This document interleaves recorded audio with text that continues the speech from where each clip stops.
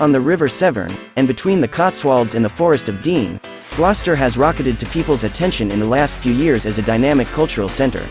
This has come hand in hand with the regeneration of the old shipping quays, where night spots and restaurants abound. There's riveting history in Gloucester too, as the cathedral makes clear. Constructed in stages between the 12th and 15th centuries, it melds Norman and Gothic architecture. A massive pane of medieval stained glass survives in the great east window, while there's a shrine to King Edward II who was murdered nearby, as we'll read about later. On a different note, the maiden flight of the world's first jet aircraft took place just outside Gloucester at Brockworth. And to commemorate this, there's the Jet Age Museum, recounting the earliest years of jet-powered flight.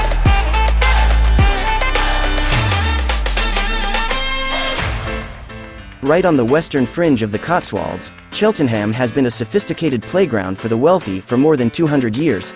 There's luxurious shopping and dining, in one of the most regal backdrops you can imagine. The springs in Cheltenham were discovered in 1716, but it was at the turn of the following century that the resort really took shape. During the Regency period, the spas were developed and the elegant Montpelier district got its palatial townhouses. You can no longer come for hydrotherapy or to take the spa's waters, but much of the stately infrastructure is still here, like the Pitville Pump Room in the leafy Pitville Park.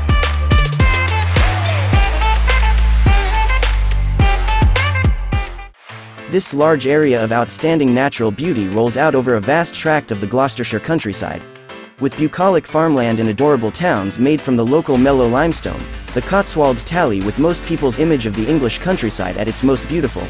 The region has hills that rise to more than 300 meters, and culminates at the Cotswold Edge in the west, a dramatic escarpment over the Severn Valley.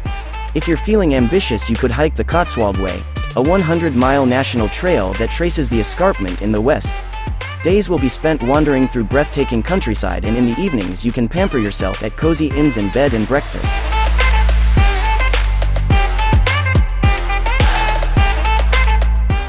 Up against the border with Wales in the west of Gloucestershire is 11,000 hectares of ancient woodland, one of the last remaining expanses of this kind of wilderness in the country. The Forest of Dean has been reserved as a royal hunting ground since before the Norman conquest, which is partly why it has remained mostly untouched for so long. What you get up to in this region depends on your idea of adventure.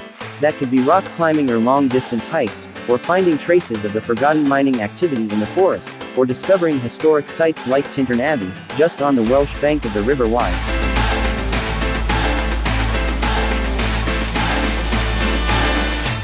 This stunning town with Roman origins is an excellent way to enter the Cotswolds.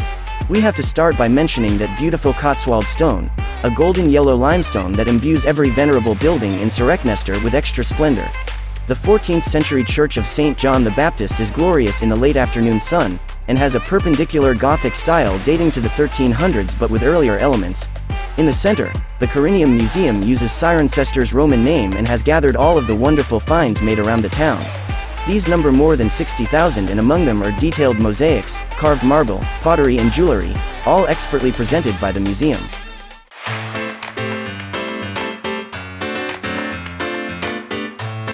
The small town of Tewksbury has a big medieval and Tudor character. On Barton Street, High Street and Church Street there are lots of half-timbered houses to turn your head. Among these is the Old Black Bear, the oldest pub in Gloucestershire, which opened in 1308. In the space of just a few streets there are enough stories and points of interest to keep inquisitive visitors occupied for hours, and the visitor center has booklets to tell you what you're looking at.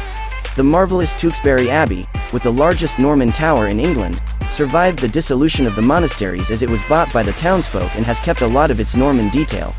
Finally, check out the Mythe Bridge crossing the Severn and conceived by celebrated Georgian engineer Thomas Telford.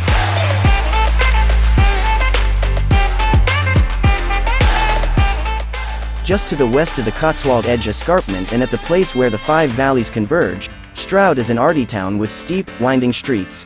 Lots of artists, authors and musicians have settled in Stroud, including Damien Hirst, who has a studio here. On the bank holiday at the end of August there's also a festival encompassing theater, art, literature and music.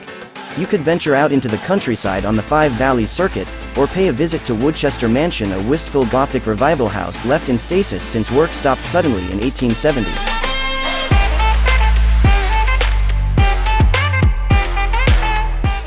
In medieval times, the wool trade generated a lot of money for the merchants of Chipping Campden, and this gave rise to this small town's beautiful church. St. James's is known as a wool church for being exceptionally grand for a town of this size, as wealthy benefactors helped fund its construction in the 1400s. The town is a pleasure to tour, being constructed with that Cotswold stone and dotted with eye-catching old structures like the covered market hall and almshouses, both from the early 17th century and with Renaissance influences.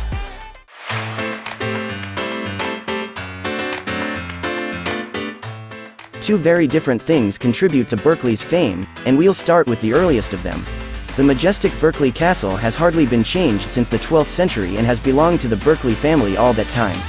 A momentous but also mysterious event in English history happened here in 1327, when the deposed King Edward II was supposedly murdered, although nobody is sure by whom or how. You can even see the cell where the deed is claimed to have been done. Edward Jenner, the physician who invented vaccinations, was born in Berkeley and came back to work in the town in the late 1700s. His beautiful Georgian house is a museum dedicated to the father of immunology.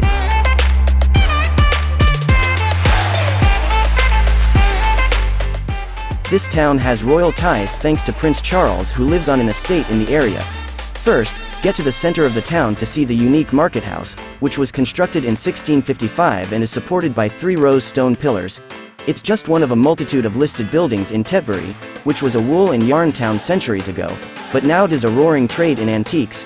And as for Prince Charles, book ahead to be able to enter Highgrove Gardens. This was planted and designed by the prince, with the help of botanical experts, in an attempt to conserve and highlight plants and wildlife native to Britain.